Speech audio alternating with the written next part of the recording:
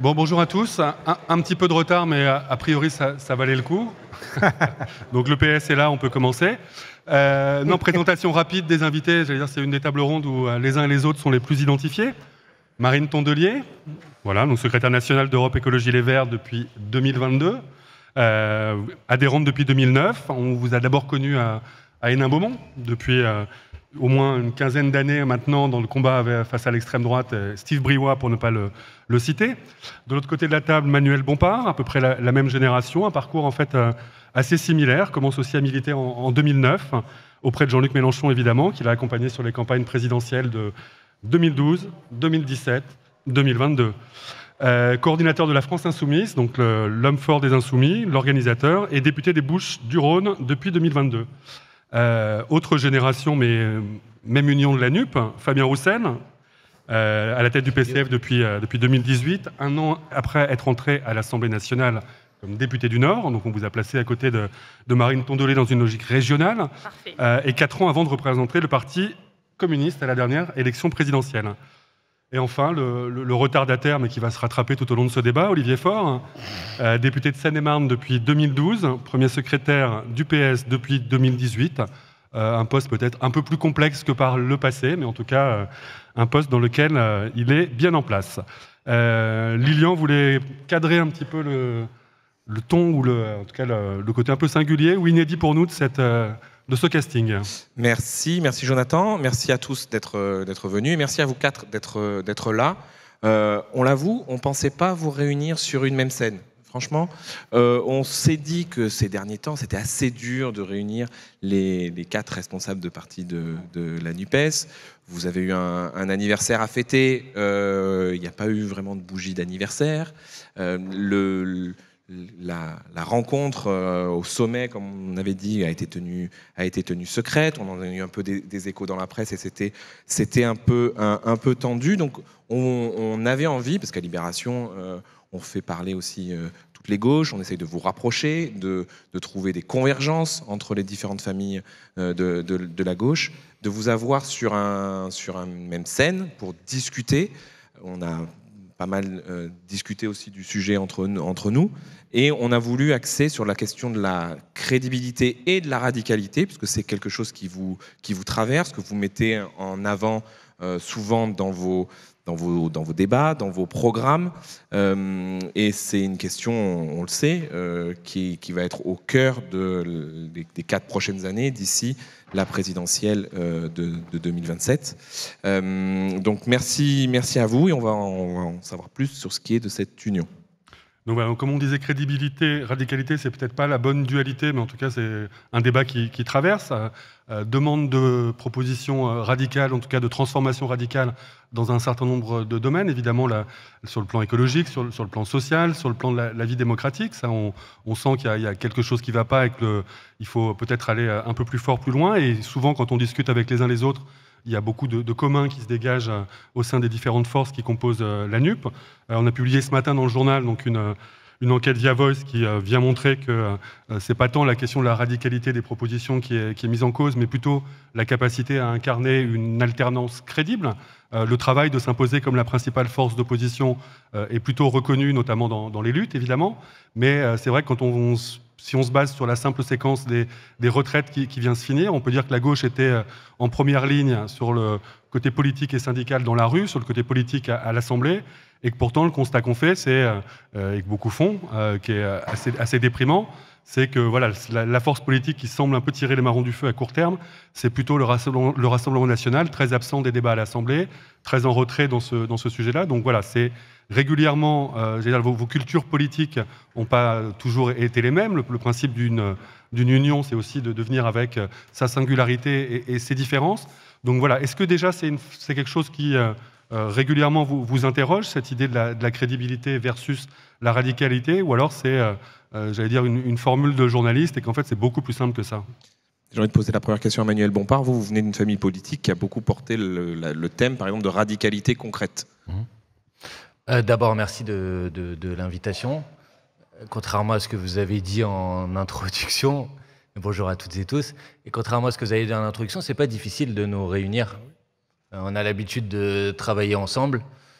Et pour défendre mon camarade Olivier, si Olivier a eu quelques instants de retard, c'est parce qu'aujourd'hui, par exemple, pour ceux d'entre nous qui étaient parlementaires, on s'est battus ensemble à l'Assemblée nationale, en commission des affaires sociales, pour faire en sorte qu'on puisse avoir le droit, la semaine prochaine, de pouvoir examiner la loi d'abrogation pour ramener l'âge de départ à la retraite à 62 ans. Et on l'a fait ensemble, en se coordonnant, en déposant des amendements ensemble, en organisant nos prises de parole ensemble.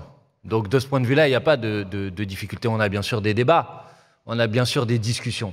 Mais depuis 1 an de la constitution de la NUPES, on travaille de concert à l'Assemblée nationale, et quand on a des débats, on est capable de les avoir. Donc aucune difficulté, bien sûr, à nous réunir ensemble. Pour revenir à la question que vous avez posée, moi je conteste l'opposition dans les termes entre la crédibilité et la radicalité.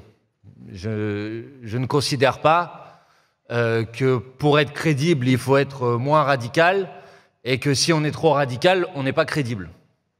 Tout simplement parce que si on vient au sens de ce que veut dire la radicalité, c'est-à-dire prendre les problèmes à la racine, j'ai plutôt le sentiment qu'aujourd'hui on est confronté à des sujets, on est confronté à des défis sur lesquels la radicalité est une obligation.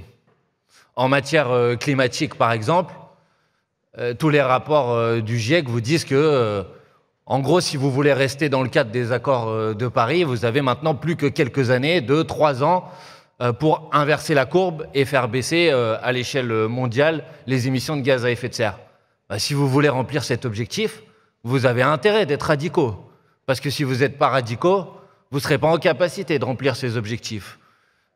Et considérer que ce ne serait pas crédible de le faire reviendrait à considérer qu'il est crédible d'imaginer qu'on puisse continuer à vivre dans un monde dans lequel il y a un réchauffement climatique de 3 degrés, de 4 degrés, de 5 degrés.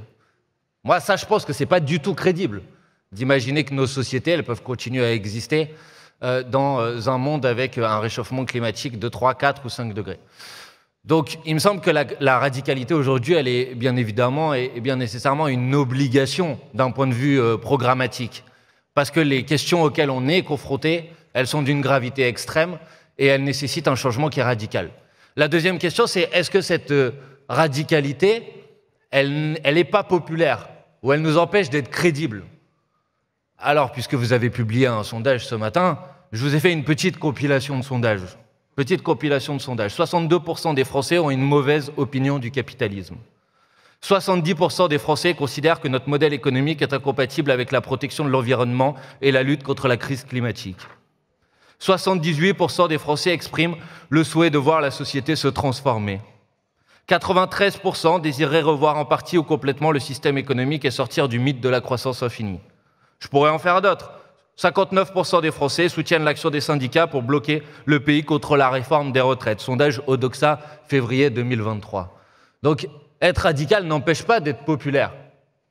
Et la question qui est posée à la NUPES aujourd'hui, c'est de savoir si elle est effectivement crédible pour incarner une alternative, c'est-à-dire savoir si un certain nombre de Françaises et de Français qui aujourd'hui se désintéressent de la chose politique, élection après élection, considèrent que finalement ça ne sert à rien de se déplacer, ça ne sert à rien d'aller voter parce que c'est toujours les mêmes politiques qui sont mises en place, se disent « Ah là, il y a peut-être quelque chose où cette fois ça peut marcher ». Cette question de crédibilité, justement, elle vous est posée.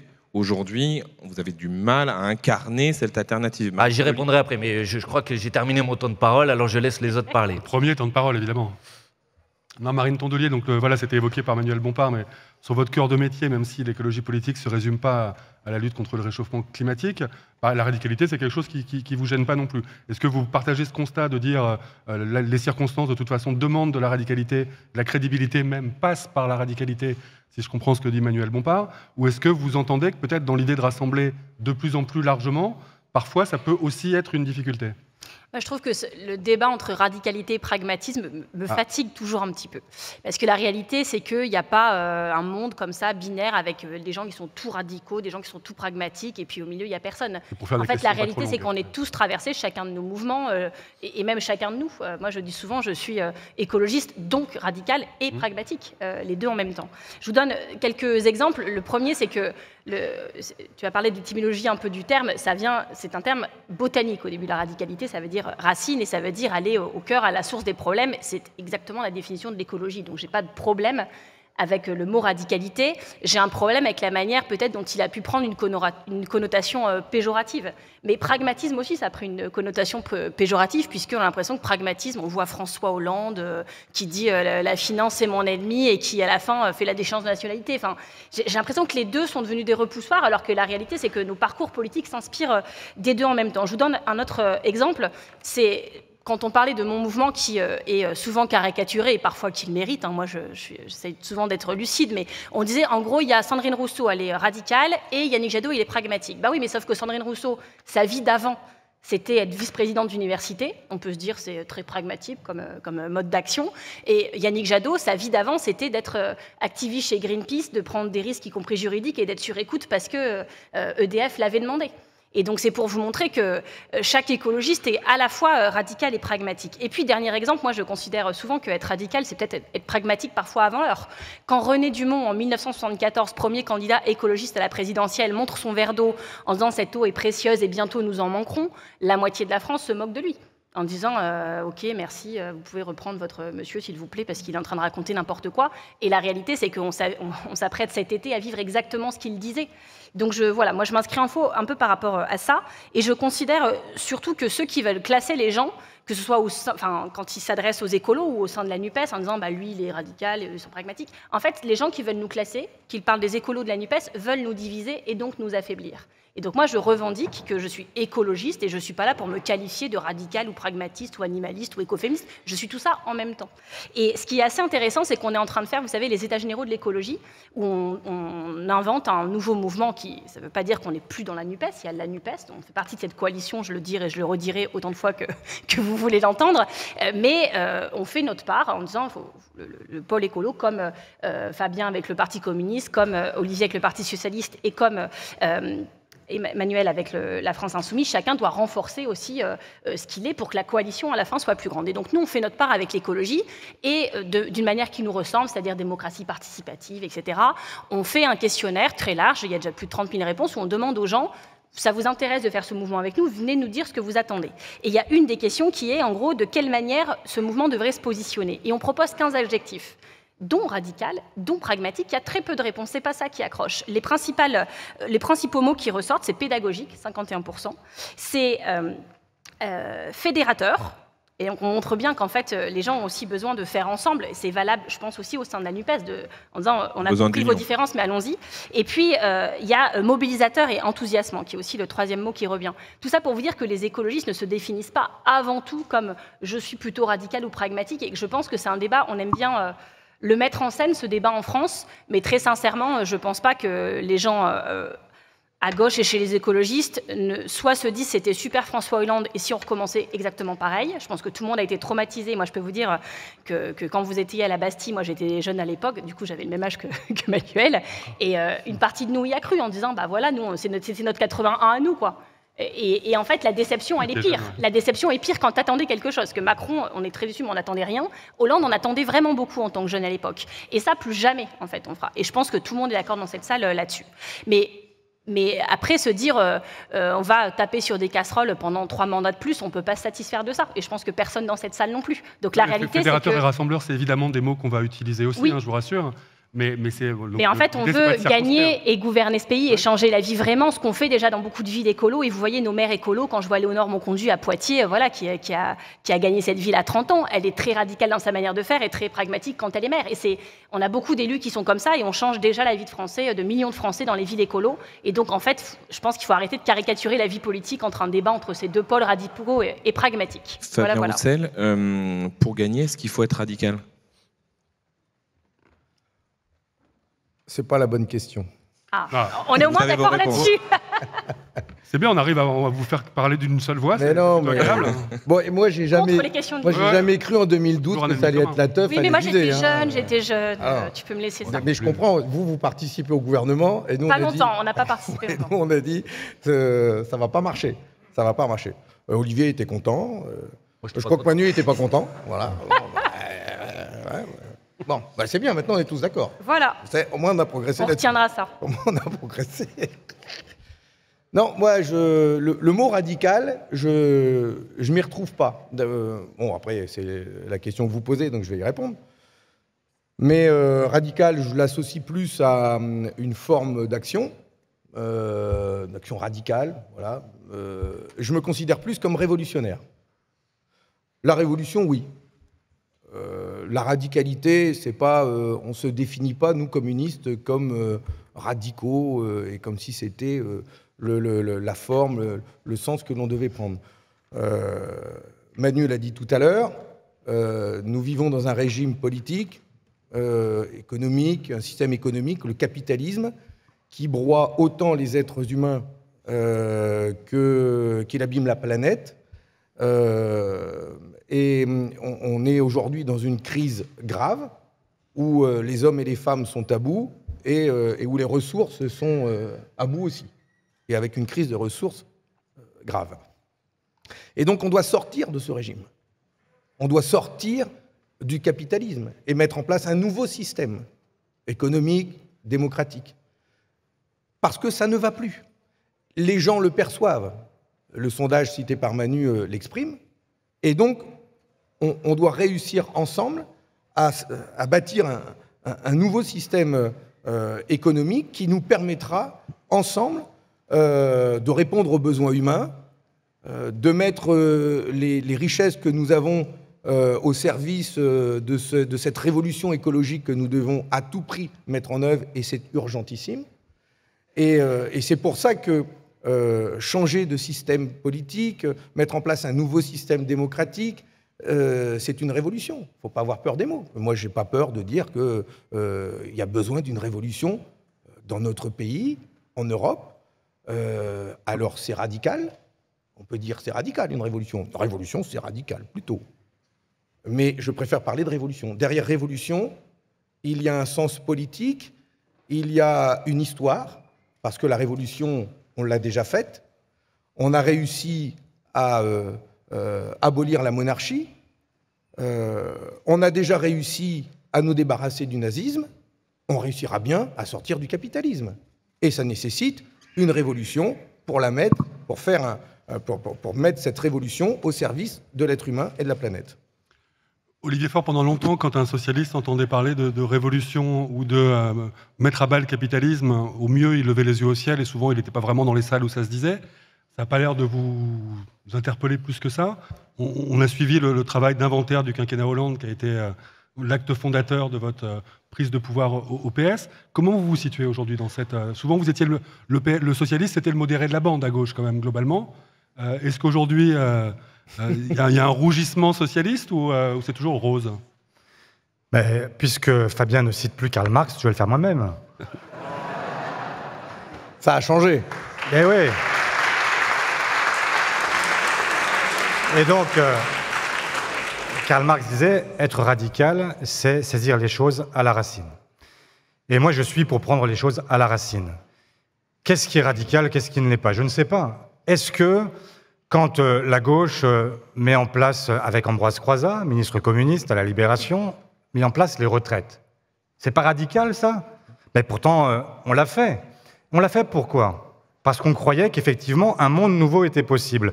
Alors même que depuis des millénaires, depuis l'origine du monde, depuis l'Homo sapiens, vous n'aviez jamais eu personne qui s'était mis au repos après avoir une carrière complète, ou une carrière incomplète, peu importe, enfin en tout cas, après avoir travaillé toute sa vie, qui pouvaient vivre simplement à attendre chaque mois une pension. Mais les congés payés, c'est pas radical, les congés payés? Vous croyez pas que ça a été une révolution, un bouleversement dans l'histoire du monde? Il y a tellement de pays où, quand on s'arrête de travailler, on n'est pas payé. Quelle histoire! Vous allez être payé alors que vous faites rien? Bon, et maintenant, on en est même arrivé à créer le RMI, devenu RSA, c'est-à-dire qu'on accepte de donner de l'argent à des gens qui n'ont même pas de travail. Des gens qui sont au chômage, on les paye. C'est pas radical, ça? Et aujourd'hui, qu'est-ce qui est radical au sens péjoratif du terme? Est-ce que ce sont les gens qui sont à l'Assemblée générale de Total comme actionnaires et qui viennent se rendre complices d'une prédation de la planète? Ou est-ce que c'est au contraire les gens qui sont devant et qui disent « arrêtez le massacre » Ben, où est la radicalité positive et où est, au contraire, la radicalité prédatrice? Je prétends que nous avons, nous, la gauche, ensemble, vocation à transformer le monde. Nous ne sommes pas là simplement pour poser des rustines. On n'est pas là simplement pour dire « oui, c'est pas si mal, on va faire quelque chose un peu mieux, etc. » Non, on est là pour transformer le monde. Et c'est ce qu'on a fait depuis un siècle. Alors, il y a des épisodes qui sont plus ou moins réussis, on est d'accord. Et contrairement à ce que vient de dire en fait Fabien, moi je n'ai pas été toujours heureux pendant le quinquennat de François Hollande, et chacun ici le sait, François Hollande le premier. Bon, mais ça ne veut pas dire que rien n'a été réalisé dans notre histoire commune. Nous avons réalisé des choses ensemble, et heureusement, parce que le monde, il est infiniment moins dur en France qu'il ne l'est dans le reste du monde. Où est-ce que vous avez trouvé un pays ou un continent dans lequel vous avez les libertés publiques qui sont garanties, une protection sociale qui est garantie, où vous avez autant de droits associés à chaque être humain? Sinon, ce territoire qui a été totalement imprégné par la gauche, et pardon de le dire, par la gauche social-démocrate aussi, et même peut-être même principalement compte tenu de son histoire électorale. Donc nous avons là, effectivement, une mission commune, une mission qui ne peut pas s'interrompre parce que nous sommes encore loin du but. Alors, parlez, si vous voulez, de radicalité, ou de révolution, ou de je ne sais quoi. Ce que je sais, c'est que nous ne pouvons plus attendre, et qu'il y a des crises que tout le monde décrit très bien, des crises qui se multiplient. Vous avez une crise écologique, vous avez une crise sociale, vous avez une crise démocratique dont nous sommes les témoins encore aujourd'hui. Est-ce qu'on va vivre encore longtemps sous l'emprise de la Ve République, qui a été créée en 58, à un moment où c'était la guerre d'Algérie, et par un général auréolé de sa gloire passée, qui a réussi à imposer un régime qui est aujourd'hui un régime porté à incandescence par le président de la République, et qui fait de nous, en réalité, les otages d'un pouvoir solitaire qui ne s'appuie sur rien ni personne, mais qui avance tranquille et qui peut avancer pendant 5 ans sans que personne ne l'arrête. Eh bien, ça suffit. Et c'est ce que nous devons faire ensemble maintenant.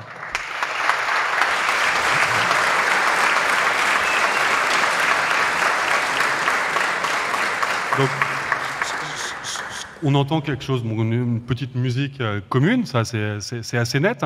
En même temps, on se rend compte que, alors par nature, on va être injuste pour vous faire réagir, mais souvent l'épouvantail Macron ou l'épouvantail du pouvoir, qui est évidemment un sujet majeur et qui est pas à balayer, mais est ce qui vous rassemble de façon le plus naturelle, le constat d'un certain nombre d'urgences aussi, globalement, quand on vous entend, et en même temps, même pour nous qui sommes quand même des observateurs assez attentifs, on a le sentiment que vous ne mettez pas l'essentiel de votre énergie à mettre sur la table. Vous dites, nous, la gauche. Nous, franchement, on ne défend pas autre chose. On ne dit pas quelle gauche ça doit être, mais on se fait l'écho du fait que dans le peuple de gauche, les sympathisants de gauche, s'il y a bien quelque chose qui rassemble, c'est la volonté d'union, la volonté d'avancer ensemble. Donc, ça ne veut pas dire la négation des différences, la négation des cultures historiques des uns et des autres, mais c'est vrai qu'on a toujours une difficulté à identifier le commun. Et c'est vrai que peut-être que c'est le prisme des familles que en permanence passer son temps à affirmer sa différence, réaffirmer sa singularité. Mais voilà, est-ce que vous entendez ce commentaire qui est un peu lancinant de dire elle est où la proposition commune de nous la gauche, intelligible, compréhensible, 600. Enthousiasmante. Il y en a 600. Voilà, c'est peut-être le problème aussi, quoi. Donc il y a un cadre qui est la NUP, qui a été créé dans un contexte particulier où globalement c'était considéré par les sympathisants de gauche comme la meilleure solution. Et voilà, Lilian le disait au début, le premier anniversaire n'a pas été un moment de célébration absolument enthousiasmant. Ça existe, ça c'est un acquis, tout le monde en est conscient. Et justement, est-ce que ces 600 propositions, est-ce que ces 600 propositions sont toujours sur la table? Est-ce qu'il faut les revoir? Est-ce qu'il faut en sortir quelques-unes qui marquent aussi l'opinion publique? Je prends juste la question des retraites, on sort là-dessus. Il n'y a pas eu de proposition commune de vous quatre sur qu'est-ce qu'on fait demain si vous arrivez... Ça va pas recommencer. Oh non, c'est pas vrai. Non, c'est pas vrai. Allez-y, Fabien. Non, mais faut il y a les 60 ans tout de suite ou les 60 ans comme objectif. Non, il fallait lire l'Humanité. Non, c'est pas vrai. Ouais. Non. Là, c'est de la publicité un peu... Non, c'est pas vrai, Lilian. Non, mais parce que, je le dis devant Manu et devant Olivier d'ailleurs, parce qu'à l'Assemblée nationale, on a mis en place, on a travaillé ensemble dans un groupe qui réunissait y compris nos collègues sénateurs. Et donc, il y avait les 3 groupes de gauche du Sénat, les 4 de l'Assemblée nationale. On a travaillé ensemble sur des propositions communes à défendre ensemble et avec un projet de réforme progressiste des retraites. Il y a besoin d'une réforme des retraites. Donc, un retour à 60 ans Oui, l'horizon des 60 ans, il est inscrit dans notre projet. Olivier Faure, vous êtes d'accord avec ça? Laissez parler. Merci. Parce que déjà, tu me piques Karl Marx, alors si en plus... C'est juste l'occasion de gagner 5 minutes, hein, on y reviendra forcément. Hein. Et Ambroise Croizat, etc. Mais heureusement qu'il y a les communistes pour que tu puisses... Allez-y, Fabien Roussel. Mais donc, on a travaillé ensemble, on avait les mêmes arguments pour attaquer la proposition de réforme du gouvernement, et en même temps, on a fait des propositions sur la manière dont on pouvait plus utiliser les richesses produites par notre travail pour les mettre au service d'un régime de retraite par répartition plus solidaire et répondant aux besoins d'aujourd'hui, réparer les inégalités femmes-hommes, réparer les carrières longues, réparer les métiers pénibles, faire en sorte de partir plus tôt jusqu'à 60 ans. On en a débattu. On ne part pas du même niveau. Si on était tout seul au pouvoir, on n'aurait pas forcément la même réforme, mais ensemble, au gouvernement, on saurait mettre en place une réforme progressiste des retraites qui ferait partir plus tôt les Français en retraite et avec de meilleures pensions. On se l'est dit, et ça, on l'a, on est clair là-dessus. On a porté pendant tout le débat, et on continue de le faire aujourd'hui, l'idée que la réforme des retraites que nous défendons, nous, elle repose sur l'emploi et sur les cotisations sociales. Et c'est complètement à l'inverse de ce que propose le Rassemblement national. Et je dis ça parce que dans votre sondage, vous mettez que c'est le parti qui sortirait en tête pour les sonder. Dans la présentation, on a dit qu'il ne le méritait pas. Hein, quand même. On est d'accord là-dessus. Et le Rassemblement national, sa proposition, c'est rien d'autre que la proposition du MEDEF. C'est augmenter les salaires en supprimant les cotisations sociales, et en supprimant les cotisations sociales, il tue la sécurité sociale. C'est la proposition du MEDEF. Supprimer les cotisations sociales, ce que propose le Rassemblement national, c'est la proposition du MEDEF. C'est un parti libéral. Et nous sommes les représentants des forces progressistes qui portons un projet progressiste de réforme des retraites. Et là-dessus, on est carré. On a fait près de 200 meetings ensemble. On a bossé ensemble, on a fait des meetings ensemble, on a défilé ensemble. On peut pas nous faire ce procès-là, c'est pas vrai. C'est pas un procès déjà, mais c'est juste un commentaire. Non, mais en tout cas, on peut pas dire qu'on a été divisé là-dessus. Non, mais c'est juste pour dire, est-ce que vous faites quand même le constat que, alors que 93% des actifs étaient contre la réforme, vous avez quand même passé beaucoup de temps à expliquer pourquoi vous étiez contre, ce qui a été légitime dans ce temps politique, et que quand même, quand on sort de ce moment-là, c'est pas sûr que le message soit absolument très bien passé de quelle est l'alternative crédible, rassembleuse, portée par la NUP de façon unitaire, à l'unisson. Si je peux me permettre juste une chose, rapide là-dessus, c'est parce qu'on s'est aussi dit une chose, si on veut gagner sur cette réforme des retraites, si on veut gagner, est-ce qu'on fait une campagne contre la retraite à 64 ans ou est-ce qu'on fait une campagne pour la retraite à 60 ans? Et qu'est-ce que c'est dit l'intersyndicale? On s'oppose à la réforme des retraites Macron, ou est-ce que chacun en défend son projet de retraite? S'ils avaient fait ça, il n'y aurait pas eu d'intersyndicale. Chez eux, c'était encore plus bien. brillant, oui. Eh bien, nous avons fait le choix de nous mobiliser fortement contre cette réforme de retraite. Et nous avons battu le pavé, organisé des meetings contre cette réforme de retraite, ce qui ne nous a pas empêché de travailler sur des propositions communes. Et je dis ici, sauf si mes camarades me disent le contraire, que nous, au gouvernement, demain, nous serons d'accord pour mettre en place une réforme des retraites progressiste. Donc 5 minutes de gagner pour non, l'idée c'est pas de stigmatiser les uns les autres, c'est juste que quand vous vous interrogez sur ce sujet-là, la formulation elle est toujours un tout petit peu plus nuancée en disant 60 comme un objectif, pas 60 comme on arrive au pouvoir, notre urgence c'est de faire voter la retraite à 60 ans. La configuration politique du Parti socialiste, qui reste un peu plus complexe que la moyenne, c'est qu'il n'y a pas un... Je dis les choses vraiment gentiment. Hein. Oui, c'est bien. Non, mais du coup, voilà, on ne peut pas dire que ce soit d'un bloc sur 60 ans tout de suite, c'est plutôt un marqueur des insoumis, des communistes, voire des écologistes, et le PS fait le chemin vers cette proposition commune. Où est-ce que vous en êtes? Est-ce qu'encore une fois, on se fait des nœuds au cerveau pour des choses qui sont beaucoup plus simples, et dans ces cas-là, c'est une bonne nouvelle de le dire? Où vous en êtes? D'abord, je vous rappelle que 60 ans pour l'âge de la retraite, c'est Mitterrand. Voilà. Et que, y compris le Parti socialiste, quand on est passé à 62 ans, la direction de l'époque avait dit, quand nous reviendrons au pouvoir, nous repasserons à 60 ans. Donc, je suis dans les pas historiques de François Hollande. De François Mitterrand. De François Hollande. Des deux. Ah oui, d'accord. Puisque l'un comme l'autre... Moi, bêtement, je me basais sur le programme présidentiel d'Anne Hidalgo, mais c'est une parenthèse. Ouais. L'un comme l'autre ont... L'un mis en place la retraite à 60 ans et l'autre prévu d'y revenir.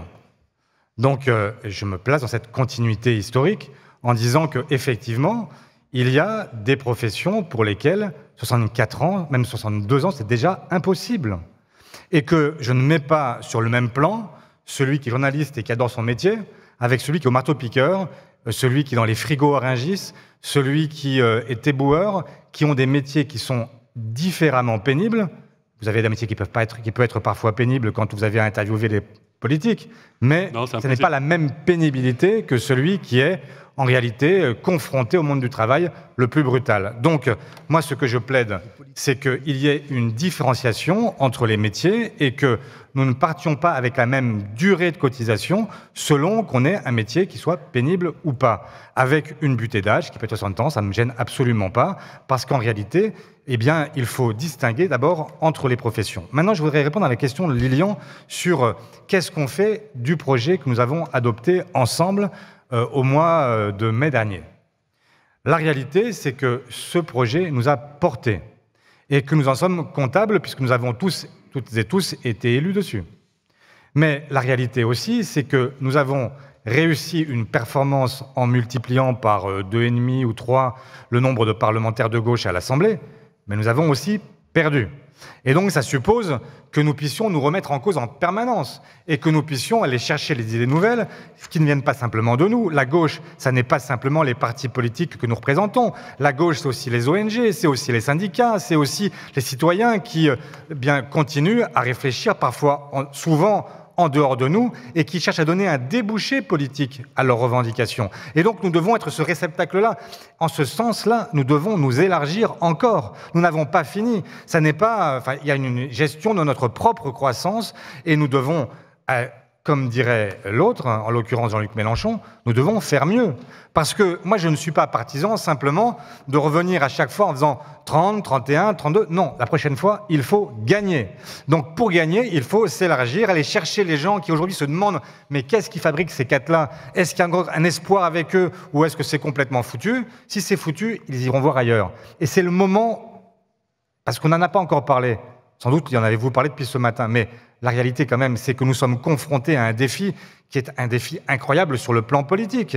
Quand vous voyez tous les pays en Europe qui basculent progressivement dans le nationalisme, imaginez ce que ce serait si la France, à son tour, basculait. La France, pas simplement... Je ne vais pas citer d'autres pays pour ne pas être désobligeant, mais vous imaginez que la France, pays fondateur de l'Union européenne, eh bien, puisse demain basculer à l'extrême droite, ce que ça pourrait déchaîner comme énergie négative dans toute l'Europe. Eh bien, nous sommes confrontés à ça, et c'est la raison pour laquelle notre union, elle est indispensable, et c'est la raison aussi pour laquelle nous devons continuer à nous élargir pour pouvoir faire mieux, effectivement, et demain, non pas simplement témoigner, mais gagner.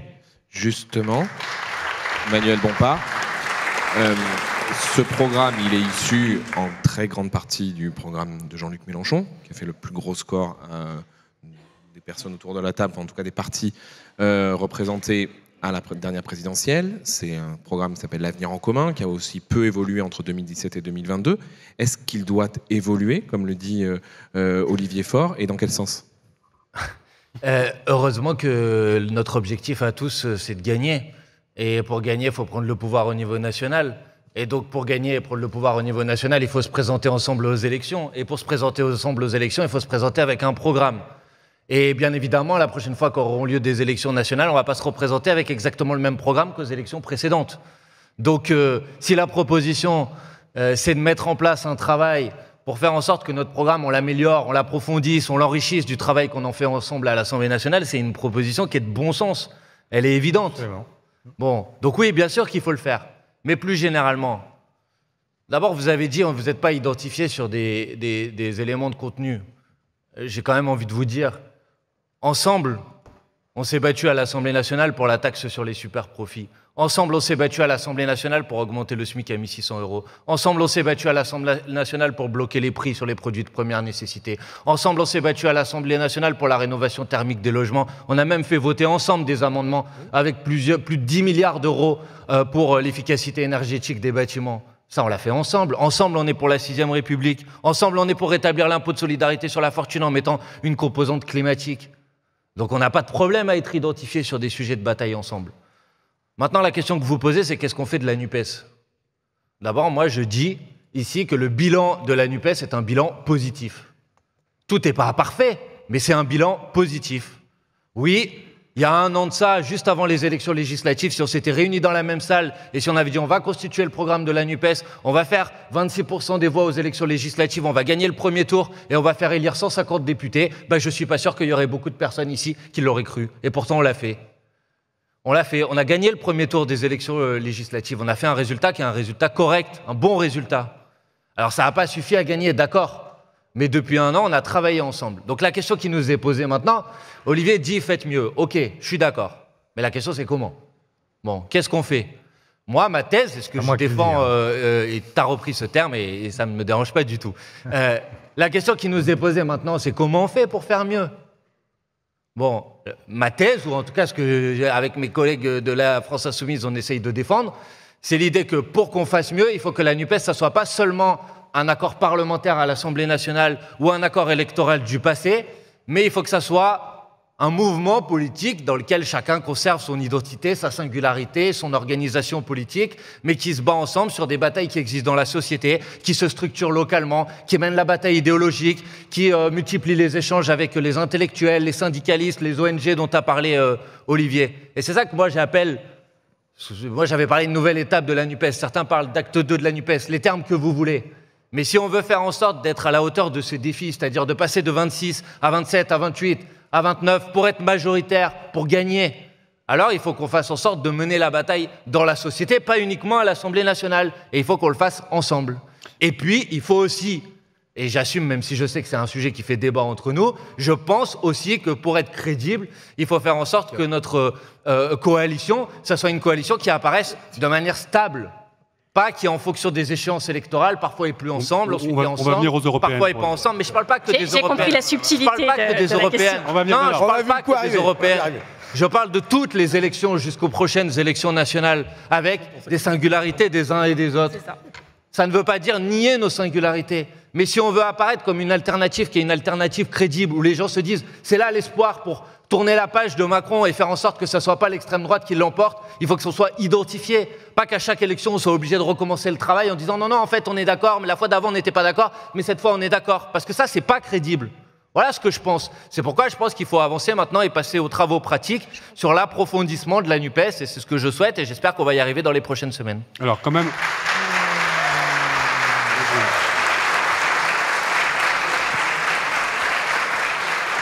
Donc, de façon assez logique, ça nous amène quand même vers la question des européennes, mais pas que.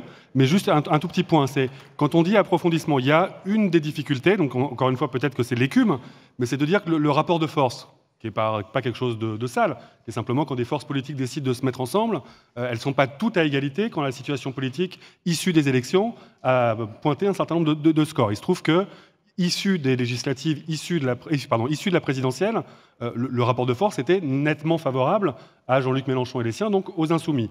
Ça pose régulièrement un sujet qu'on appelle ça hégémonie, qu'on appelle ça domination, que vos adversaires politiques appellent ça soumission. Moi, je ne suis pas là pour choisir quel est le bon terme, sachant que soumission ne paraît pas être le bon terme, mais en tout cas, cette hégémonie ou cette domination qui est... On l'entend beaucoup quand même. Donc, est-ce qu'il y a aussi un rééquilibrage à faire? Et c'est aussi ça que porte un certain nombre de forces politiques au sein de la NUPES en disant « laissez-nous aller chacun de notre côté aux européennes et vous verrez qu'en fait, on pèse plus ou moins chacun la même chose et qu'après, voilà. Est-ce qu'il y a quand même une entente en disant « oui, on sait, on était plus fort, ça a permis aussi d'être moteur et sans la bonne volonté, ou en tout cas la volonté des Insoumis, il n'y aurait pas eu de NUPES, sans la bonne volonté des autres acteurs de la NUPES, il n'y aurait pas eu de NUPES non plus. » Mais voilà, où est-ce qu'on en est? Est-ce que le rapport de force de 2022, c'est immuable, c'est comme ça, et c'est un peu la logique macronienne de l'élection donne un chèque en blanc pendant 5 ans, ou est-ce que, parce que justement le principal enjeu, c'est l'acquis et l'élargissement et l'agrandissement, les Insoumis sont capables d'ouvrir un peu le jeu? Mais alors... Ça va vous agacer, je sais. Hein. Non, ça ne m'agace pas du tout. Alors tant mieux. Et je pense même avoir déjà répondu à cette question à plein de reprises. Je dois être un Quand nous proposons d'avoir des listes communes de la NUPES aux élections sénatoriales et nous disons que la France Insoumise propose peut-être qu'elle ait 1 ou 2 sénateurs, j'ai pas l'impression qu'elle fasse preuve d'hégémonie. Quand on propose d'aller vers une liste commune aux élections européennes et qu'on dit que, y compris la question pour nous de la tête de liste, elle est clairement discutable et qu'il n'y a pas de sujet sur ce sujet, j'ai l'impression de répondre un petit peu à votre question. Pas faux. Bien évidemment, personne n'a l'intention, parce que je veux dire, la coalition n'a du sens que si elle ne se réduit pas à une seule organisation politique. Si je souhaitais que la NUPES, ça soit la France Insoumise, je vais vous dire, je ne m'encombrerais pas. Je présenterai des candidatures de la France Insoumise, ce serait plus simple. Donc pour qu'on arrive à travailler ensemble, il faut bien évidemment que chacun ait sa visibilité, que chacun à son tour porte la coalition. Donc certains pourraient le faire aux européennes, et puis après on va arriver aux élections municipales. Et aux élections municipales, dans un certain nombre de communes, il y a des maires communistes, des maires socialistes, des maires écologistes. Et bien évidemment, c'est eux qui porteraient la coalition à ce moment-là. Donc je veux dire, ce sujet n'est pas un sujet, si vraiment on discute entre nous, en prenant l'ensemble des échéances et en se disant notre cap c'est de gagner, notre cap c'est de prendre le pouvoir, et face à ça on a un certain nombre d'échéances intermédiaires, comment on les passe ensemble. Voilà, moi c'est ça la proposition que j'ai mise sur la table dans nos discussions, et j'ai pas de problème à la mettre sur la table publiquement aussi. Normalement ça va vers Marine Tondelier là. Oui, mais alors moi je veux bien être la seule femme de tout le débat, mais je veux bien qu'on me pose les questions sur le projet aussi, parce que du coup tout le monde a eu la question sur les 600 propositions et sur ce qu'on faisait sur le projet.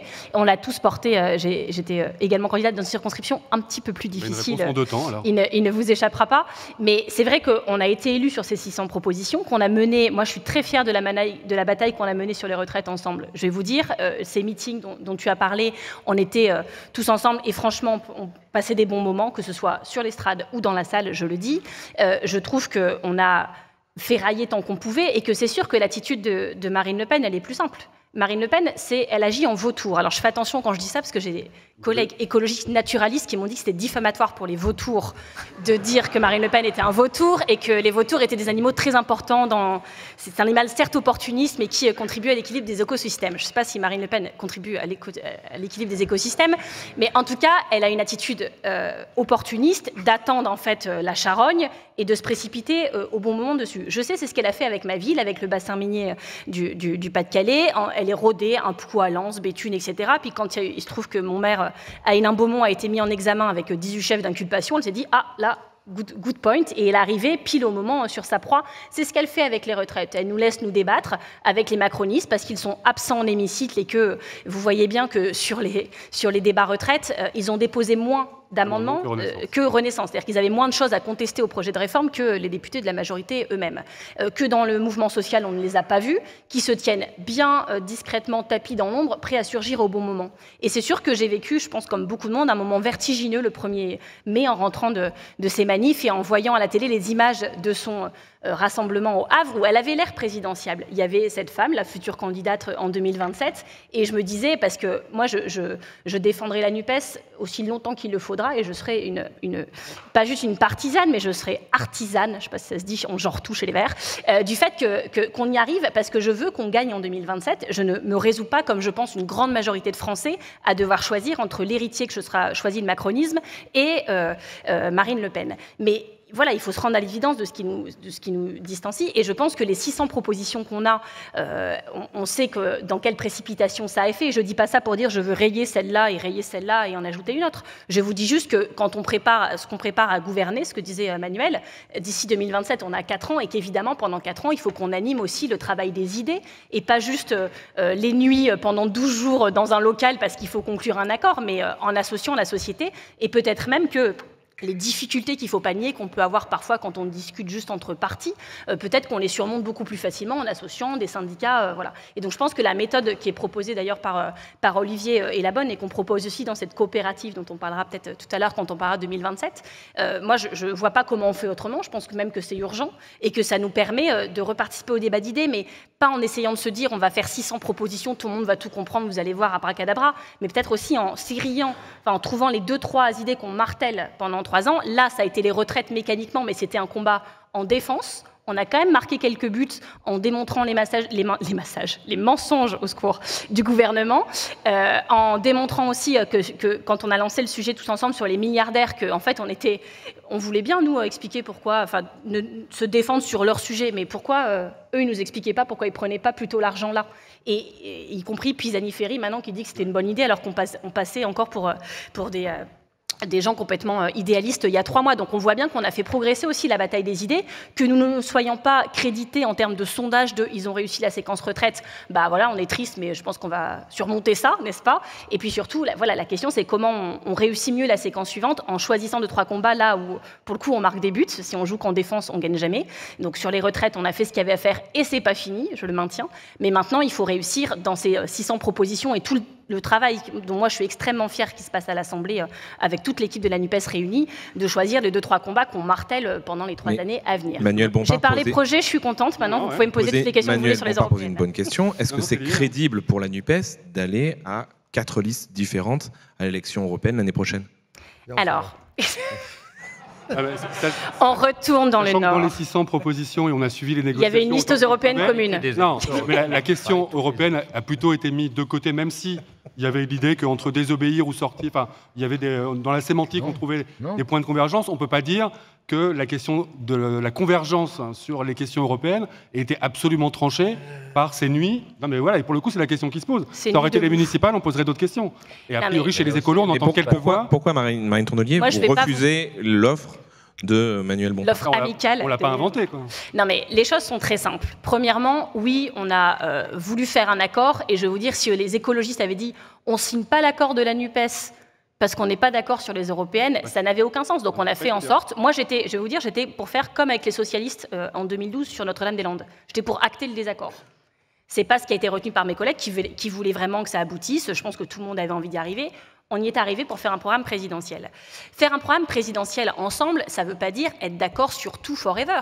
Par exemple, avec Fabien Roussel, on n'est pas d'accord sur le nucléaire. C'est pas grave, ça ne nous empêche pas de faire plein de choses ensemble. Si on devait écrire ensemble un programme commun pour toute la vie du monde où on se mette d'accord à vie sur le nucléaire, sûrement qu'on n'y arriverait pas, même en y passant beaucoup plus que 12 jours. Mais il y a déjà eu la gauche plurielle avec des... Exactement, c'est ça que je veux vous dire. C'est que par contre, se mettre d'accord sur un contrat de coalition, par exemple comme le propose le Parti Socialiste, en disant si on était au gouvernement ensemble pendant 5 ans, qu'est-ce qu'on fait sur les retraites, qu'est-ce qu'on fait sur le nucléaire, ça, on serait bien obligé de se mettre d'accord et on y arriverait. C'était pareil sur les européennes au moment de l'élection présidentielle et législative. Et il n'y a pas de problème. Maintenant, on parle des élections européennes.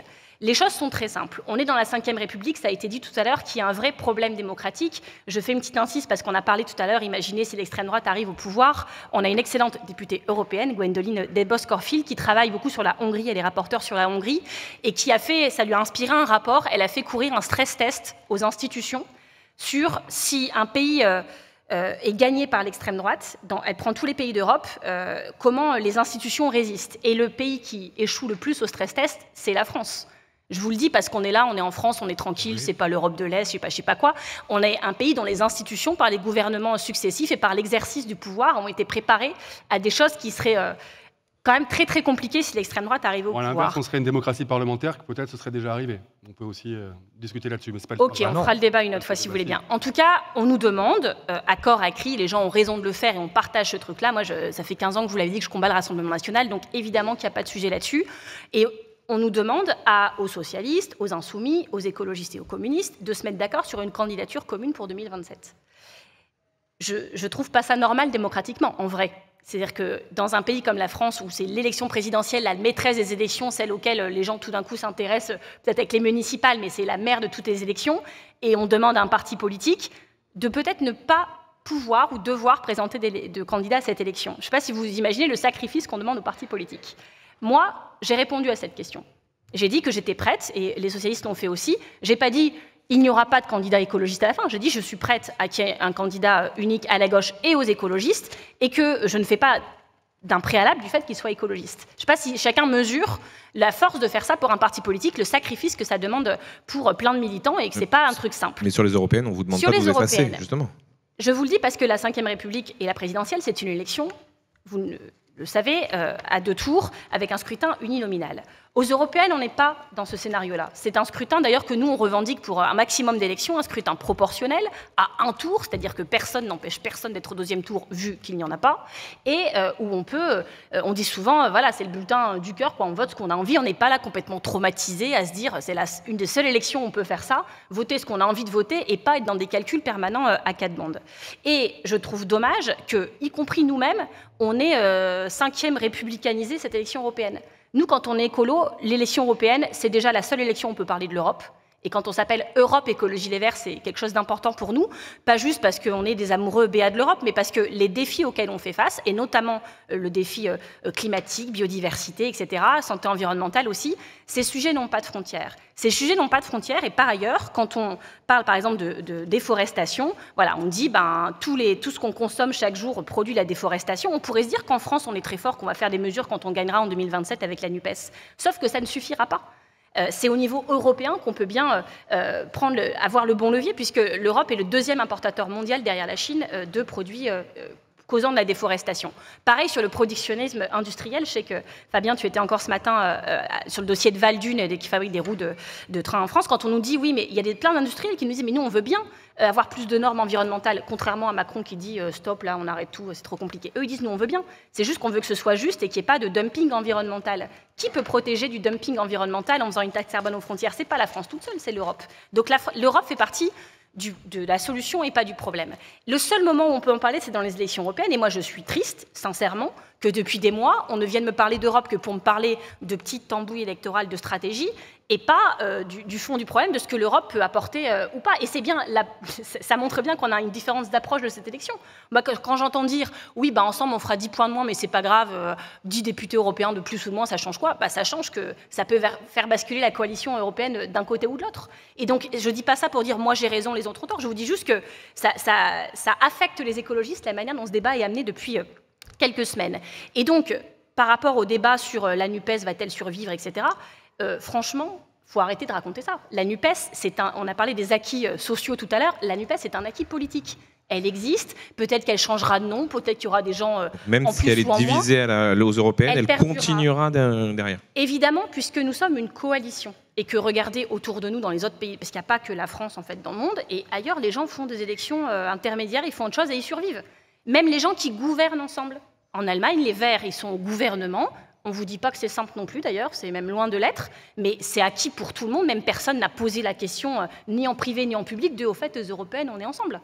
C'est évident pour tout le monde que les Européennes, c'est un scrutin des Européennes et que les gens partent sur leur couleur parce que nous siégeons dans des groupes différents qui portent des choses différentes, pas surtout évidemment, mais parfois des choses substantielles sur certains sujets. Et c'est même pas de ça dont j'ai envie de débattre. On ne va pas passer un an à expliquer nos différences. Il y a plein de choses qui nous rassemblent, c'est là-dessus qu'il faut insister. Mais dans le cadre des Européennes, oui, on ne pense pas la même chose, pas vote par vote au Parlement européen par ailleurs, mais de ce qu'on attend de l'Europe. Et je pense qu'il faut respecter ça. Par ailleurs, moi je vous le dis, quand on dit il y a un problème tondelier, c'est elle qui ne veut pas, vraiment, qu'est-ce qu'elle est méchante, on va lui mettre la pression, elle va changer d'avis. C'est se tromper de problème. C'est pas moi qui pense ça. Non, mais je le lis dans la presse. Oui, c'est pas moi qui pense ça toute seule. Il se trouve qu'on est un parti qui fonctionne de manière très démocratique. Alors on peut trouver que des fois les Verts c'est le bordel, il se trouve que là en l'occurrence pas trop sur ce coup-là, et que 90% des personnes au Congrès ont voulu ça. C'est un vote de chaque militant de chaque région qui a voté pour envoyer des délégués qui ont voté pour ça. Donc moi je veux bien tout d'un coup dire en fait on m'a mis la pression donc j'ai changé d'avis, désolé les copains, ça ne marche pas comme ça. Et c'est pas juste un problème des militants écologistes, si c'était que ça le problème, on sait le résoudre, on se parle, c'est un problème de nos électeurs. Non, mais ça, mais moi je vous le dis très très clairement, je veux bien parce que je sais pas quand on m'aurait mis la pression et je craque tout d'un coup en disant ok, je suis pas convaincue mais j'en peux plus de me faire embrouiller sur les réseaux sociaux donc je craque, reddition. On fait cette liste NUPES avec un tête de liste écolo. On a fait le sondage, il y a eu plusieurs sondages. Il y a eu un sondage du JDD qui pour moi est sur une hypothèse imaginaire. Il y a une liste NUPES. On n'a pas son vide dessus alors. Ouais. Non mais il y a une liste NUPES et il n'y a rien d'autre. Oui, mais nous, on sait, Olivier et moi, on sait exactement ce qui se passe s'il y a une liste NUPES. Il y a une liste écologiste, alors ce ne sera pas Europe Écologie Les Verts, mais il y en aura une. Je peux même déjà vous dire qui y aura dessus. Et je pense qu'Olivier peut vous dire à peu près pareil sur la liste socialiste. On a les noms, tout ça, je les ai encore vus ce matin. On en a croisé certains ici. Hein. Voilà. Donc, le problème, c'est que nous, nos électeurs, il y a des électeurs qui sont fans de l'Europe, du fan club de l'Europe, qui veulent voter vert. Et ils ne voteront pas pour une liste NUPES pour plein de raisons. Même peut-être des gens qui me disent aux législatives, j'ai fait l'effort, mais sur les européennes, il n'y a pas de raison. Non. Et il y a aussi des électeurs insoumis ou eurosceptiques, on va le dire comme ça, c'est pas une insulte, mais qui disent mais moi je vote pas pour le tête de liste écolo, j'arrête pas de l'écouter en débat, je suis pas d'accord avec ce qu'il dit. Et donc plutôt que faire une démonstration de force, on fait une démonstration... Enfin, en fait, c'est pas les partis qui sont divisés, c'est les gens qui pensent pas pareil derrière dans l'électorat. Et donc, ce que je veux juste... C'est réversible, mais oui. Ce sur quoi je veux juste alerter, parce que j'en ai un peu marre de passer pour la méchante qui veut diviser la NUPES, que j'ai préfiguré. En plus, on l'a fait dans les Hauts-de-France, on l'a fait, c'était pas simple, n'est-ce pas, Fabien? Au municipal, à Hénin-Beaumont, j'ai toujours fait des alliances des insoumis aux gaullistes sociaux, donc je vais vous dire, j'ai pas de brevet de je sais pas quoi à me voir attribuer de je sais le faire ou je sais pas le faire. On le fait quand c'est utile, et là, on juge que ça ne l'est pas. Et si le but du jeu, c'est de faire la démonstration qu'on est tellement fort qu'on peut battre Macron et Le Pen, excusez-moi de vous décevoir, mais ça ne va pas marcher. Pas sur un scrutin européen avec les électeurs qui, avec des listes dissidentes, que même si les 4 partis ici ne le veulent pas, elles existeront quand même, parce que la nature a horreur du vide, c'est aussi une de ses caractéristiques. Et donc oui, s'il y a une liste NUPES, il y aura une liste socialiste dissidente, une liste écologiste dissidente que nous, on a sondée. Et ça veut dire qu'à la fin, la liste NUPES, même avec nos sourires, même avec notre conviction et même avec nos beaux meetings, avec ces listes dissidentes, donc dans la vraie hypothèse, elle fait 19%. Et quand vous avez fait 19%, tout mouillé, tout habillé, je vous souhaite bien du courage pour expliquer que c'est vous l'espoir pour 2027. Et ce serait vraiment dommage parce que la vérité, c'est qu'on a fait 25% aux législatives la fois dernière et qu'on doit arriver à 50 en 2027. Il y a plein de manières de le faire dont on va discuter dans la question suivante. Mais pour moi, les européennes n'en font pas partie, ce serait même plutôt l'inverse. Ce qu'il faut qu'on fasse par contre, parce que oui, on est une coalition, oui, on doit être solide, unis, solide et solidaire, c'est se mettre d'accord sur comment on fait pour que ça se passe bien, qu'on parte séparément, mais pas les uns contre les autres, évidemment. Et vous voyez, je viens de vous parler des européennes sans dire du mal de personne, sans me faire siffler par la salle, et donc ça veut dire qu'on va y arriver. Non, on se dit juste qu'il reste un petit sujet, quoi.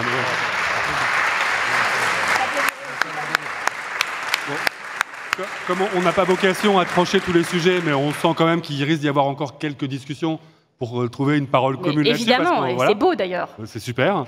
Donc voilà, ce qu'on entend en creux, on est obligé d'avancer parce qu'après on va donner la parole à la salle évidemment. Enfin, Fabien Roussel, on va commencer par vous, mais c'est derrière alors c'est aussi le malheur de la Ve République, c'est qu'on est en 2023 et qu'on est déjà en 2027 dans la tête, que la stratégie qu'on fait aux européennes, c'est aussi quel message on envoie dans la perspective de 2027. Donc je pense qu'on est tous lobotomisés sur ces questions-là, mais on va continuer gaillardement. Quand même, vous serez libre de la réponse, mais quand même, on a quand même cette ardente envie, ce qu'on disait au tout début, en fait, de dire que cette union qui est née dans un contexte particulier d'accords législatifs, soit l'horizon ou soit la perspective pour 2027. On sait que c'est une question récurrente. Côté insoumis, on a expliqué à peu près à chaque candidature que ce n'était pas parce qu'on était unis au premier tour qu'on était plus fort au deuxième et qu'il faut un peu le discours que vous avez sur les européennes. Chacun sa singularité, ce qui compte, c'est la perspective de se retrouver. Comment est-ce qu'on fait pour se dire que la perspective de l'Union n'a pas été une chimère et à un moment un peu suspendu et que oui, ça peut rendre plus fort pour, si j'ai bien compris, l'objectif commun qui a été affirmé par les uns et les autres, qui est incarner une alternance de victoires pour que ce ne soit pas un match retour, un énième match retour entre l'héritier du macronisme et l'héritière Le Pen. Vous pouvez prendre un petit détour pour dire ce que vous vouliez dire avant, mais il faut quand même qu'on arrive à la salle à un moment. Oui, je vais faire court, je suis plutôt d'accord avec Marine. Voilà. Donc, c'est très bien résumé. Mais vous ne faites pas la deuxième partie de la question sur 2027. Est-ce qu'il faut une candidature unique ? Mais vous vous rendez compte que mais les gens se posent la question. On est en 2023. Ouais, mais d'accord. Ça fait 1h30. On a 1h30 de débat, 2 heures, je sais pas combien. On a fait 20 minutes sur la situation sociale et on bascule sur les élections de 2027. Non, mais c'est ça, moi, qui me donne de l'urticaire. Non, mais si c'est ça, mais c'est bien pour ça qu'on n'est pas crédible vis-à-vis des Français. Enfin, on est en train de parler d'élections de 2027 et vous dire, mais c'est nul. Moi, on ne gagnera en 2027 si on gagne aujourd'hui. On gagnera en 2027 si on gagne aujourd'hui. Si on gagne aujourd'hui sur les retraites, quelles initiatives on prend ensemble encore avec l'intersyndicale? Comment on arrive à aller plus loin que ce que l'on a fait jusqu'à maintenant? Comment on arrive à avoir des victoires sur des questions sociales, sur des questions écologiques, sur des sujets que l'on porte ensemble? On a besoin de victoires sociales, on a besoin de victoires dans les luttes aujourd'hui, on a besoin d'être unis au-delà de ce que nous sommes, nous les 4 forces politiques. On a besoin d'arrêter de parler des élections pièges à cons. Enfin, C'est Non, mais après, 2027, les élections présidentielles, et on va déjà ici de se faire de la masturbation intellectuelle. Non, c'est pas de la masturbation intellectuelle. Arrêtez. Il me semble que ça traverse l'esprit des responsables politiques aussi, mais c'est sûrement juste un défaut des journalistes. Écoutez, moi, je trouve ça un peu facile. Mais bon, c'est tout. Mais moi, je vous dis ma réponse. Voilà, moi, c'est pas mon sujet. Mon sujet, c'est pas ça. Enfin, vous avez vu ici ce que disent votre sondage. Ah oui, on a pas vu, mal votre sondage. 19% des sondés désignent la NUPES comme la première force d'opposition à Macron, loin derrière les 33 du Rassemblement national. Le pouvoir d'achat, seuls 12% des sondés accordent leur confiance à la NUPES pour s'y attaquer. L'éducation, seuls 11% à la NUPES, derrière le RN, 15%. Eh ben, on n'est pas au niveau. On doit se dire qu'on n'est pas au niveau. Comment voulez-vous qu'on se dise, tout va bien, on va aller aux élections présidentielles tous ensemble et il suffit d'avoir un candidat commun et c'est gagné. Ben non, je dis que non. Non, c'est pas ça. Non, la question qu'il faut travailler. C'est la question que vous me posez. Moi, je vous dis, prenons du temps. Prenons du temps de discuter. On a fait 12 tables rondes aujourd'hui pour évoquer toutes ces thématiques-là. Après, on peut penser que tout se passe ici et qu'on peut juger l'intérêt des questionnements. C'est pas vrai que la question de 2027 n'est pas dans vos esprits aux uns et aux autres. On peut faire le procès du questionnement en disant c'est vous qui nous en. Mais que nous, c'est un peu facile. Mais que nous y pensions, que forcément on ait ça à l'ordre du jour de nos travaux dans les années qui viennent, parce que ça arrive vite, 3 ans, d'accord. Mais pour nos concitoyens, par rapport aux problèmes d'aujourd'hui dans notre pays, on doit consacrer notre temps et notre énergie à réussir à empêcher ce gouvernement de mettre en place cette réforme, l'empêcher à continuer à saccager nos services publics et notre industrie. On doit réussir à obtenir des moyens pour nos hôpitaux publics. Enfin, on a un président de la République, il y a 3 jeunes policiers morts dans un accident de voiture. Il y a une infirmière tuée par un malade atteint de troubles psychiatriques. Il y a un maire qui a failli mourir incendié dans sa maison par l'extrême droite. Et on a un président qui dit décivilisation. Et ça passe crème.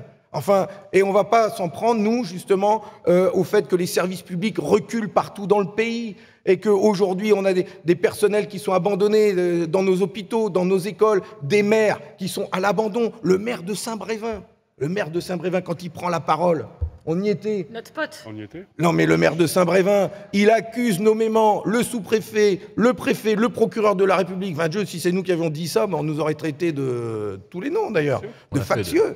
Mais les problèmes sont là, devant nous. On doit être fort dans l'action, dans l'unité, unis dans l'action, ensemble, avec le mouvement associatif, le mouvement social, les syndicats, avec les Français, et élargir notre base beaucoup plus. C'est pas avec ce qu'on pèse aujourd'hui qu'on peut se projeter sur 2027.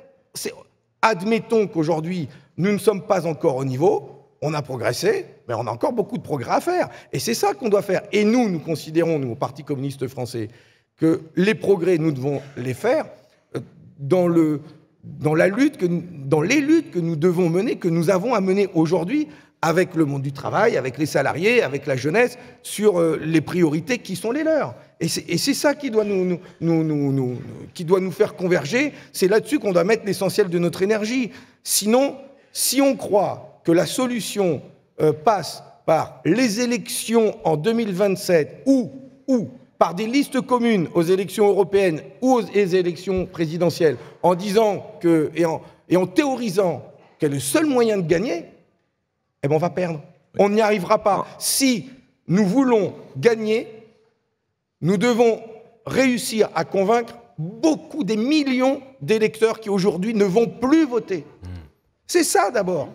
Parce qu'aujourd'hui, c'est ce que j'explique dans mon livre, que j'ai écrit après les élections présidentielles et législatives, on a atteint un plafond de verre. On ne va pas au-delà des 25-26%, tout mouillé, quand on fait des candidatures communes, des listes communes, des candidats communs.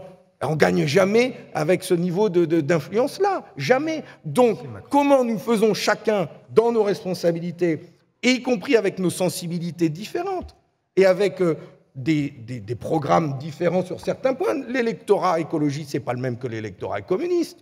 Ça, c'est sûr. Et en même temps, Fabien Roussel, on a beaucoup à convaincre chacun. Ces électorats, il faudra les rassembler d'ici 2027. Mais l'union et le rassemblement, on sait le faire. Quand on fait le programme commun dans les années 70 pour gagner en 80. Ça fait un petit moment que D'où vous ma avez vécu. question, Oui, mais sur écoutez-moi, 2027. il y a un programme commun. On n'a pas entendu.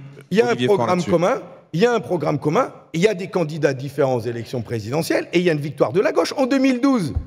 En 2012, il y a un accord avec deux forces politiques. D'accord, mais heureusement je qu'il y a crois Jean-Luc qu'Olivier Mélenchon Faure en 2012 n'est pas vraiment qui d'accord vient là-dessus faire la pour l'avoir pointe pour la interrogé victoire déjà François là-dessus. Hollande. Vous êtes, vous, pour une candidature unique. Est-ce que vous pouvez nous expliquer la différence que vous avez avec Fabien Roussel là-dessus? Une différence de timing.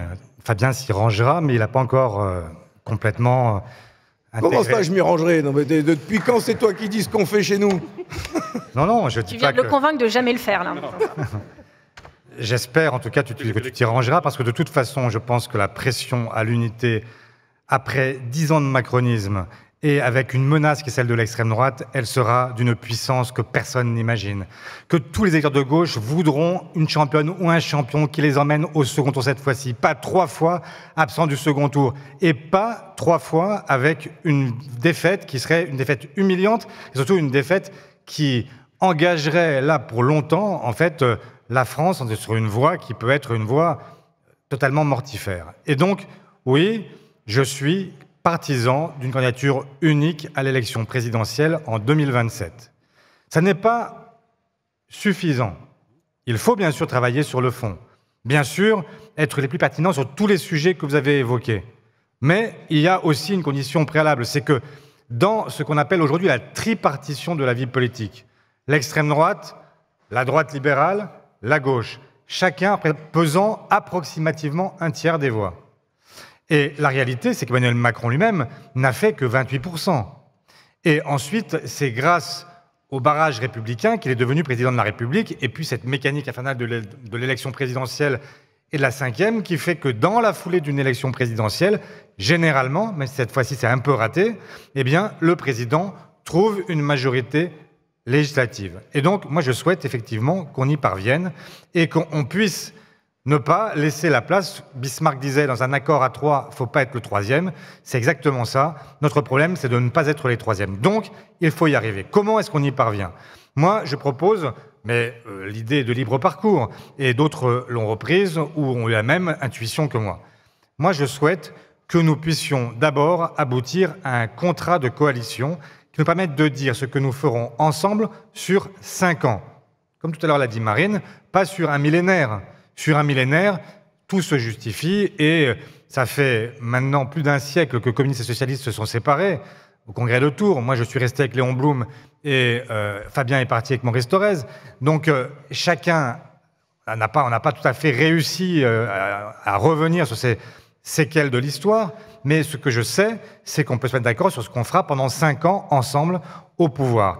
Et sur cette base-là, une fois que le contrat il est rempli, on sait que le candidat ou la candidate, il fait 25% minimum. Mais comment on le désigne? Et donc vient la question de la désignation, et là il y a plein de formules possibles. Il y en a une première qui est celle que nous connaissons parce qu'elle a déjà été utilisée, qui est celle de la primaire, sauf que ce serait cette fois-ci une primaire de casting et non plus une primaire d'idées, puisque les idées seraient tranchées préalablement, ce qui veut dire que ceux qui perdent le casting ne perdent pas le projet. Le problème actuel, c'est que quand vous avez perdu la primaire, le gagnant prend tout. C'est-à-dire qu'il a l'incarnation et il a le projet. Et donc, vous avez des gens qui se parjurent, vous avez des gens qui font plus campagne.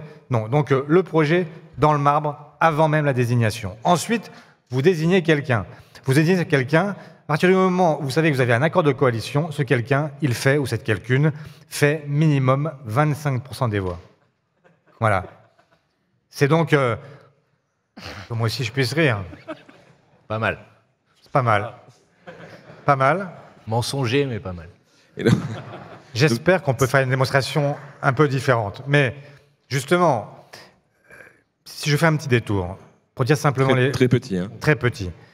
Franchement, il y a un an, vous m'auriez dit, avant le mois d'avril 2022, qu'un jour, je serais dans la même coalition que Manuel Bompard et Jean-Luc Mélenchon, je vous aurais dit, arrêtez de vous foutre de ma gueule. On n'y aurait pas cru non plus. Voilà. Et nécessité faisant loi. Il en a fallu des pizzas le soir quand même, hein, pour arriver à ça. Pas seulement des pizzas, c'est aussi une prise de conscience. Pas tout. Merci. On dira pas tout, voilà. Mais la réalité, c'est que l'union, le rassemblement, c'est forcément compliqué. C'est forcément des efforts à réaliser pour chacun d'entre nous. Autrement, nous serions dans le même parti. Et donc, un accord de coalition pour commencer, ensuite une primaire casting, ou alors une convention citoyenne qui permet de départager entre différents candidats, ou alors un jury populaire que nous désignerions un peu comme les jurys à l'américaine. Peu importe, moi ce que je souhaite, c'est qu'à la fin, on puisse arriver à une solution où tout le monde se sent partie prenante de cette campagne présidentielle et que nous puissions la gagner. J'ajoute un codicile.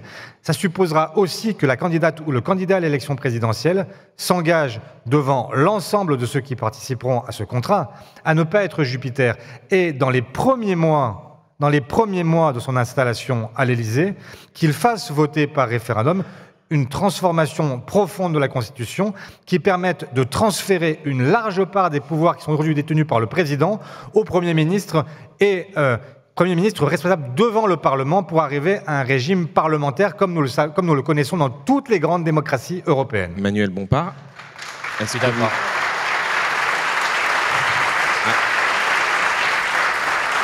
vous êtes... Mais notre maladie, c'est le présidentialisme. Il y a beaucoup des questions qu'on doit se poser là. Si vous enlevez la question de l'élection présidentielle, on ne se les pose plus du tout. Donc il faut en finir avec cette maladie bien française. Mais il faut quand même la gagner pour l'enlever, la question. Justement, Oui, pour la bien gagner, sûr. Manuel Bompard, est-ce que vous êtes d'accord avec la question de la primaire, de casting, comme vient de dire Olivier Faure? Non, mais c'est pas parce que- quelque chose que votre famille politique Non, a mais, porté, d'abord, je suis d'accord avec l'objectif.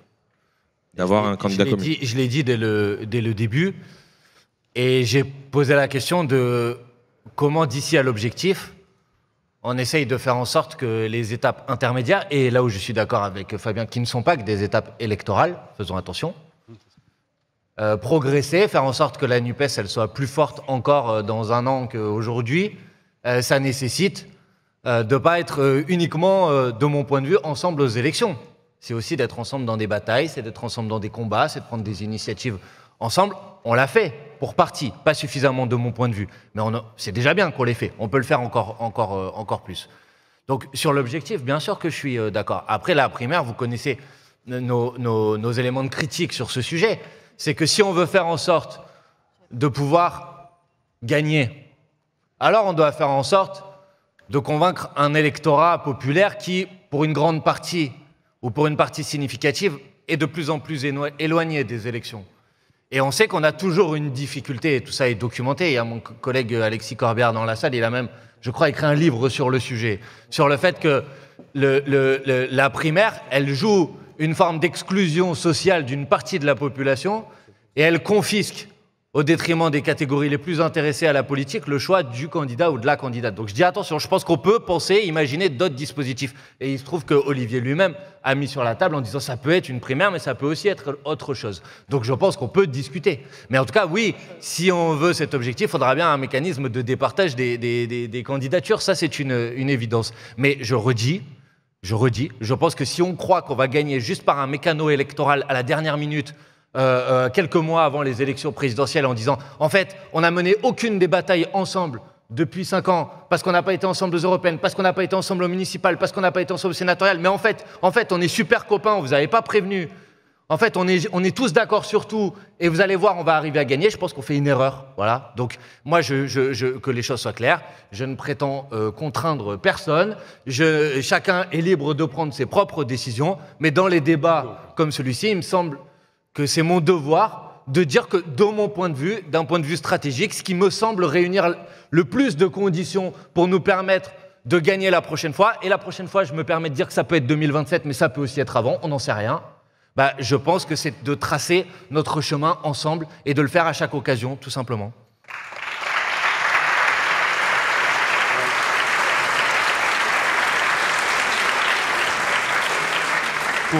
Pour hausser un peu le niveau le niveau Je des te questions, remercie pour les... on va donner on la parle parole d'une à la autre. salle, pardon de toujours on va donner la parole à la salle, on aura sûrement des choses plus inattendues. Comme il nous reste peu de temps, on va prendre 3 questions. C'est moi qui fais la distribution. Là.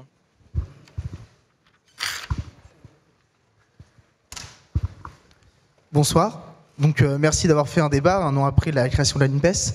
Je me posais une question pour un petit peu mettre tout le monde, pour un peu mettre tout le monde d'accord. S'il n'y a pas forcément d'accord pour aller dans les élections ensemble, peut-être avoir un moyen mis en place dès maintenant pour créer un programme commun mais qui pourrait s'inscrire avec les militants qui se sentent de gauche plutôt qu'un parti particulier, où tout le monde puisse amener ses idées, je ne sais pas, avoir dès maintenant une institution qui soit hautement médiatisée pour créer le programme commun qui pourra aller en 2027 ensemble ou pas, mais avoir les débats dès maintenant pour avoir une construction sur plusieurs années, et non pas seulement un accord fait en 12 jours à la fin.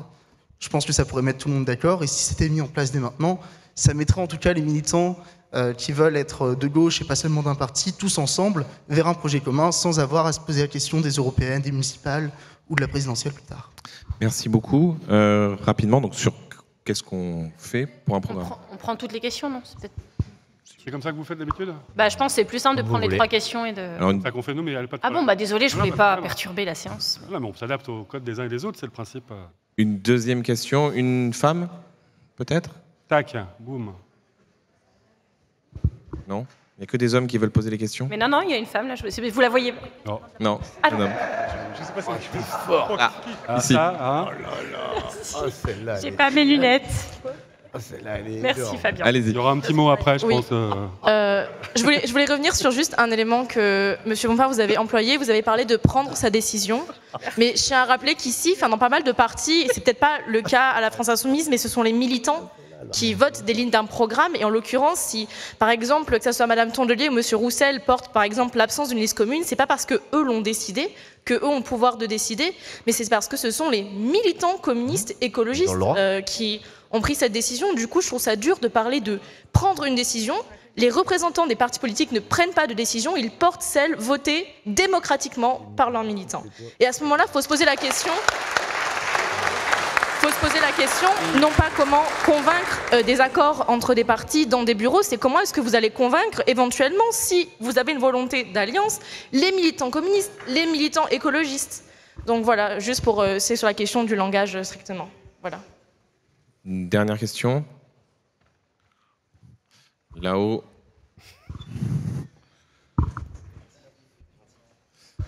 Bonjour à tous, merci pour ce débat. Alors, moi j'aurais 2 points. En fait, ça vient de la phrase de Madame Tondelier qui a dit que les élections européennes, c'était sûrement les élections les plus démocratiques, parce qu'elles avaient un scrutin proportionnel. Alors oui, mais non, c'est sûrement les plus antidémocratiques parce qu'il y a un seuil de 5%. Et donc ça amène 2 points. Le premier, c'est pourquoi est-ce que vous croyez les sondages? Parce que justement, on a un candidat qui avait réussi à faire plus que prévu, c'est Jean-Luc Mélenchon, en ayant réussi à convaincre justement des électeurs écologistes et communistes de voter pour lui, parce que les militants font ce qu'ils veulent et n'appartiennent à personne, notre camarade a raison. Mais aussi, lors des dernières européennes, à cause de ce seuil, il n'y a pas eu d'élus communistes, parce que malgré la campagne très intéressante de Brossa, le seuil de 5% n'a pas été atteint. Et tout de même, du coup, vous avez raison, il y aura sûrement des listes dissidentes en cas de liste commune. Qu'est-ce qui nous dit que ces listes réussiront à faire 5%? Les éléphants, ils ne convainquent personne. Merci.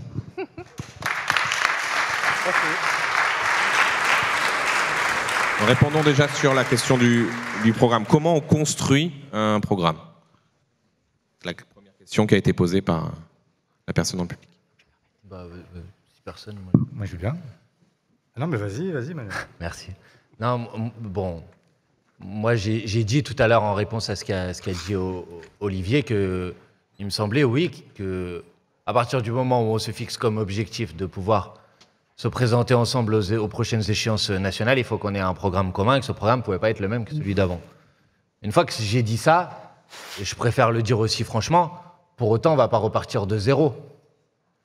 Je pense qu'on peut s'éviter, et tout parti politique ou mouvement confondu, le ridicule de considérer que tout ce qu'on a fait avant, ça ne servait à rien, et qu'on va tout recommencer à partir de zéro, alors que le programme qui a été porté déjà aux dernières élections législatives, c'est quand même un programme qui a réuni des millions de suffrages. Donc il y a quand même des millions de personnes qui ont considéré qu'à travers ce programme, leurs aspirations, leurs points de vue, leurs priorités, ils étaient portés. Donc de mon point de vue, il faut déjà partir du programme précédent, puisqu'on en a un, et puis on réfléchit, il peut y avoir, oui, une partie de consultation citoyenne, moi j'y suis favorable, il peut y avoir une partie où le travail qu'on a fait à l'Assemblée nationale depuis un an, où on a approfondi des trucs, on a déposé des propositions de loi en commun, on a déposé des amendements en commun, il y a peut-être des sujets où on n'était pas rentré dans les détails de la discussion parce que ça s'est fait dans un délai rapide, où cette fois on a eu un peu plus le temps d'y travailler.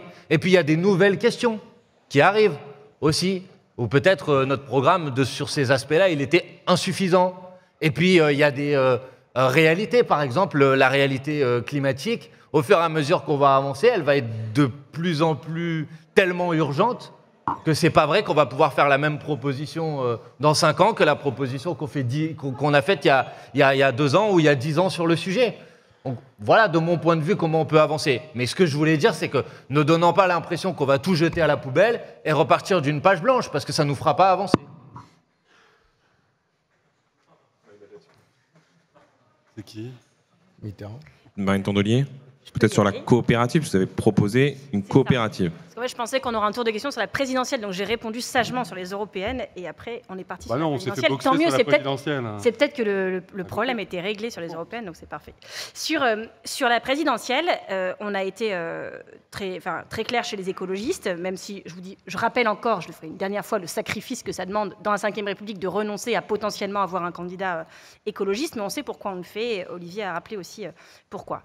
Après, relever ce défi-là, ça ne peut pas se faire en partant sur un malentendu. C'est-à-dire que je pense, moi c'est ce que j'ai dit à mes collègues plusieurs fois, j'ai aucun problème à commencer, y compris la semaine prochaine, à préparer ça, mais si on part sans malentendu. C'est-à-dire que c'est d'accord qu'on peut faire d'autres choses dans la vie, genre les européennes, qu'il y a des règles de base qui sont posées entre nous, notamment si on part sans être sûr de savoir se mettre d'accord sur un mode de désignation, alors on voit à quel point on va pouvoir pédaler dans la choucroute pendant des semaines. Et donc je pense qu'il faut être d'accord sur des choses à la base avant de se lancer. Parce que quand on dit qu'on va faire venir des intellectuels, des ONG, des syndicats, tout le monde a l'air d'accord là-dessus et c'est très bien. Mais on ne va pas les faire venir pour assister à nous qui ne sommes pas d'accord entre nous. C'est-à-dire que je pense qu'il faut avoir un minimum de base. Et de ce point de vue-là, il y a un éléphant au milieu de la pièce quand on parle de la présidentielle. Et pour le coup, il n'est pas socialiste. Et je le dis, c'est pas contre Jean-Luc, mais on voit que le débat, et je suis contente, on n'en a pas parlé aujourd'hui, mais ça ne peut pas être pour ou contre Jean-Luc Mélenchon. Moi, j'ai rien contre Jean-Luc Mélenchon, mais je dis juste que quand on veut choisir le bon candidat pour gagner, alors ça doit se faire. Je ne suis pas exactement d'accord, moi, sur la primaire, parce que je pense que la primaire, on repart dans un applaudimètre militant qui n'est pas forcément représentatif des électeurs à la fin. Et donc on va apprendre, c'est comme dans des congrès, par exemple, vous élisez la personne qui ressemble fort aux gens qui votent, à vos adhérents, mais pas forcément la personne qui ressemble à vos électeurs. On voit qu'il y a souvent des hiatus, et donc je pense qu'il faut plutôt partir en plus dans des modes de coopération. C'est pour ça que moi j'avais mis sur la table l'idée de coopérative, mais je m'en fiche que ça s'appelle comme ça ou pas à la fin. Je veux juste vous dire que pour moi, la coopération est le meilleur moyen de ne pas aller dans le rapport de force et de prendre de bonnes décisions ensemble parce qu'elles sont co-construites, qu'elles sont collectives et que c'est finalement quand vous vous mettez d'accord sur ces trucs-là, pas juste en gagnant un bras de fer, vous êtes aussi prêts à gouverner ensemble. Et donc je pense que c'est la meilleure manière. D'ailleurs, quand on est écologiste, le forme de la coopérative, c'est aussi ce qu'on propose dans le milieu économique, dans plein de secteurs qu'on veut rénover. Donc je pense que la coopération, c'est la bonne manière de le faire. Je pense d'ailleurs que ça nous invitera à nous mettre d'accord plus vite quand il y aura les syndicats qui nous ont donné une démonstration magistrale pendant toutes les retraites du fait que oui, on pouvait être Laurent Berger et Philippe Martinez et avoir des historiques très très différents, mais se mettre d'accord. Une position commune. Oui, mais sauf que j'en ai jamais entendu un interpeller l'autre dans la presse, faire du off sur le parti de l'autre ou je sais pas quoi. Bien, ouais. Et en fait, ça doit aussi nous montrer comment on doit faire, d'être un peu à l'épreuve de la maturité politique aussi. Et je pense que ça fait du bien à tout le monde, y compris nous. Moi, je suis ni CGT ni CFDT, mais j'étais très contente de les voir être d'accord. Et je pense que c'est ça qu'il faut qu'on arrive à faire. En tout cas, c'est ça que j'ai envie qu'on fasse. Et donc pour 2027, oui, je pense qu'il est à la fois possible de travailler sur un programme commun dès maintenant, mais pour le lancer, il faut s'être mis d'accord sur l'essentiel, sur avoir un peu balisé le chemin jusqu'en 2027. De travailler un mode de désignation qui, pour moi, ne doit pas être l'applaudimètre des militants, mais je pense que ça peut être des formes plus de sociocratie ou vous voyez, un comité des sages ou au consensus où on s'arrête d'abord, au lieu de commencer par un casting. Moi, j'aime pas du tout le mot casting. On n'est pas dans de la télé-réalité, quoi. On veut dire quelqu'un qui va être président de la République. Et donc, du coup, c'est plutôt quelle est la liste des qualités qu'on recherche. Et pour moi, si on cherche quelqu'un, non pas pour être au deuxième tour, mais pour gagner et transformer le pays vraiment, parce que je peux vous dire que ceux qui sont en face de nous, quand on va vouloir faire des réformes, c'est pas sur des casseroles qu'ils vont taper. C'est pour ça que moi je suis furieuse quand j'entends Macron dire il y a les deux extrêmes, genre les manifs fascistes et néo-nazis en France seraient le versant de droite de la NUPES, quoi. Faut arrêter avec ça, faut vraiment se rendre compte de qui on aura en face de nous quand on gouvernera, et donc je pense qu'on aura besoin de quelqu'un qui ait la faculté, par exemple, à dialoguer, à fédérer, à apaiser, et que c'est des choses qui peuvent se travailler, on a encore 4 ans, mais je pense que c'est important pour dépersonnaliser, parce qu'on ne doit pas nous-mêmes tomber dans le piège de la Ve République. On dit tous qu'on en a marre de la Ve République, mais je trouve qu'on fonctionne aussi beaucoup entre nous en mode Ve République, obsédés par la présidentielle qui devrait même dicter toutes nos stratégies à toutes les élections d'ici 2027. Donc voilà ce que je pense, et vraiment, vous l'aurez compris, on a du chemin à faire ensemble, mais moi j'ai beaucoup d'espoir, je le dis, parce qu'on est dans un moment qui est très compliqué. Je vois beaucoup de gens qui doutent. Alors quand vous êtes écolo, vous avez l'éco-anxiété, puis on a quand même l'anxiété globale de ce que devient notre pays, de ce que vient de la politique dans ce pays. Moi, je ne suis pas à l'Assemblée nationale, mais très sincèrement, je vous encourage beaucoup parce que je vois ce que vous vivez, comment vous vous faites marcher sur la gueule, même pas en termes de fond, mais de procédure. Enfin, il n'y a plus de respect pour le parlementarisme, il n'y a plus de respect pour la politique, il n'y a plus de respect pour le pluralisme. C'est très compliqué. Et donc, voilà, je voulais vous dire que malgré tout ça, moi, je pense qu'il y a un chemin d'espoir et de victoire vers 2027, que c'est bien qu'on se le rappelle quand même des fois, parce que je ne vois pas comment on tient 4 ans avec toute la difficulté des combats si on ne pense pas que ça peut marcher. Et surtout, puisque moi, j'ai des gens tous les jours qui viennent me voir en disant « Est-ce que vous pensez qu'on va s'en sortir ?» Pas la NUPES 2027, hein, mais l'humanité. Et c'est vrai qu'il faut revenir aussi un peu aux sources de notre combat. Les enfants qui naissent en 2023, on ne sait pas leur garantir que la planète sera encore habitable pour quand ils auront 30 ans. Donc c'est sûr que c'est des constats un peu durs qui nous obligent, tout comme la précarité des gens pour qui on se bat.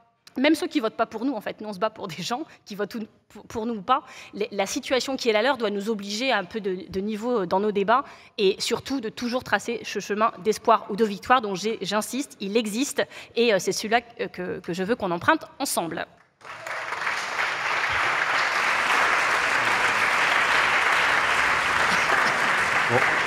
On ne s'attendait évidemment pas à ce que ce débat soit conclusif dans tous ses aspects. En revanche, on est obligé de le conclure parce que là, je vois quelqu'un qui a beaucoup de pouvoir dans ce forum et qui commence à nous regarder un peu mal. Comme je compte bien participer au pot qui après, on va être obligé de couper court. S'il y a un pot, s'il y a un pot, normalement, ça rassemble tout le monde. Mais donc, juste... voilà. Je sais juste, mais juste alors. Si, allez-y. Juste, non, très vite. Juste, on a... La NUPES, c'est la désobéissance quand il le faut. Olivier, vas-y. Allez-y, Olivier. Juste très très vite parce qu'il faut qu'on libère ça. Moi, j'ai souhaité, et avec l'accord, je pense, de tout le monde ici, qu'on mette en place une agora qui soit une agora qui permette de réunir des gens qui ont envie de participer à l'édification d'un projet, qui ne sont pas forcément dans nos partis respectifs, mais qui peuvent permettre d'objectiver des situations. Et par ailleurs, qu'est-ce qu'on a à faire? Bien sûr que moi, je n'ai, pour reprendre ce que vient de dire Manuel, et même ce que tout le monde ici pourrait dire à cette table sur sa volonté d'aller sur telle ou telle proposition. La réalité, c'est qu'à la fin, il faudra quand même qu'on fasse un tri. Et on ne pourra pas, par exemple, si les chiffrages qui sont proposés par Pisani-Ferry, 66 milliards par an pour la transition écologique, qu'est-ce qu'on met sur la transition écologique? Qu'est-ce qu'on met sur le social? Qu'est-ce qu'on met sur la révision démocratique? Qu'est-ce qu'on met sur... Voilà, donc il y a cette question-là aussi. Qu'est-ce qu'on met en avant comme priorité? Et ce travail-là, il n'est pas si simple et je pense que nous ne devons pas le faire seuls. Je pense qu'en réalité, il y a des gens ici qui sont visiblement intéressés par ce qui se passe à gauche. Eh bien, je souhaite que nous puissions le faire avec le plus grand nombre, que nous nous ouvrions complètement à tous pour que ces choix soient des choix qui soient partagés et parfois que ce que les salles nous diront nous oblige, nous, qui sommes parfois un peu bornés et avec toujours l'idée qu'il y a un point à gagner face aux autres, parce que c'est une coalition, c'est aussi une compétition. Donc comment est-ce qu'on fait pour arriver à rentrer dans une logique collaborative? Eh bien, on fait rentrer toutes celles et ceux qui ont intérêt à la victoire. Voilà. Merci beaucoup. Merci d'avoir accepté notre invitation et répondu présent. Merci à vous d'être venus, surtout. Après nous, dans un peu moins d'une heure, le temps qu'ils installent, il y a l'équipe de Jean Massier de Backseat, avec dans la première partie, notamment Salomé Saké et Bilal Hassani. On aura même de la musique. Voilà, merci beaucoup.